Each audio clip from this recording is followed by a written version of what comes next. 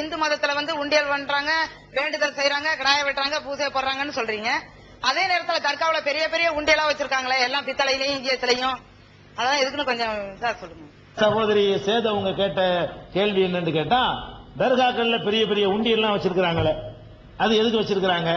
ஒரே கடவுள்னு சொல்றீங்க கேட்டாங்க. தர்காக்கள்ல உண்டியல் எதுக்கு வச்சுக்கிறான்? சம்பாதிக்கிறதுக்கு வச்சுக்கிறான். அது இஸ்லாம் சொல்லி வைக்கல. நான் தான் ஏற்கனவே இஸ்லாத்துல பத்தி உங்களுக்கு சொல்லிட்டேன். கடவுள் இஸ்லாம் சொன்னா கடவுள் எந்த தேவையும் இல்லாதவன் நம்பணும். கடவுளுக்கு எப்ப தேவை இல்லையோ நீங்க ஒண்ணு அங்க காணிக்கிறது செலுத்துறீங்க. கடவுள் எடுத்துக்கிற போறது நல்லா தெரியுது. நம்ம கண்ணு முன்னாடியே ஒரு மூலவி எடுத்துக்கிட்டு போவான், ஒரு பாதிரியார் எடுத்துக்கிட்டு போவான், ஒரு சாமியார் எடுத்துக்கிட்டு போவான்.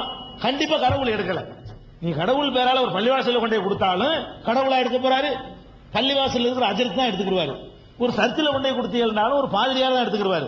ஒரு கோயில்ல கொண்டே அதை கொடுத்தீங்கன்னாலும் ஒரு சாமியார் தான், ஒரு குரு தான் எடுத்துக்கிடுவாரு. யாருக்கு போய் சேரல? கடவுளுக்கு போய் சேரவே நமக்கு நல்லா தெரியுது. கடவுள்னு சொல்லி நம்ம கொடுத்தோம். இவன் யார்? கடவுளுக்கு மாமாவா? இவன் கடவுளுக்கு மச்சானா?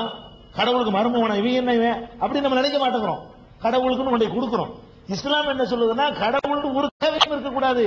அவனே தேவைப்பட்டு அமைந்து கடவுள், நம்மள்ட்ட பிச்சை வாங்குறோம் கடவுளா அப்படின்னு சொல்லி இஸ்லாம் அன்றைக்கே போதிக்குது.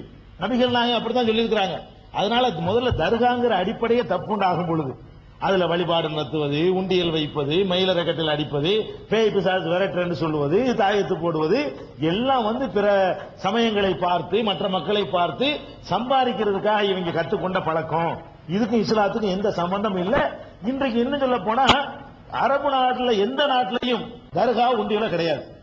அரபு நாட்டில் நபிகள் நாயகம் பிறக்கிறாங்க, அந்த நாட்டில் தர்கா கிடையாது. எந்த தர்காவும் கிடையாது, உண்டியலும் கிடையாது, மயிலரை கட்டையும் கிடையாது.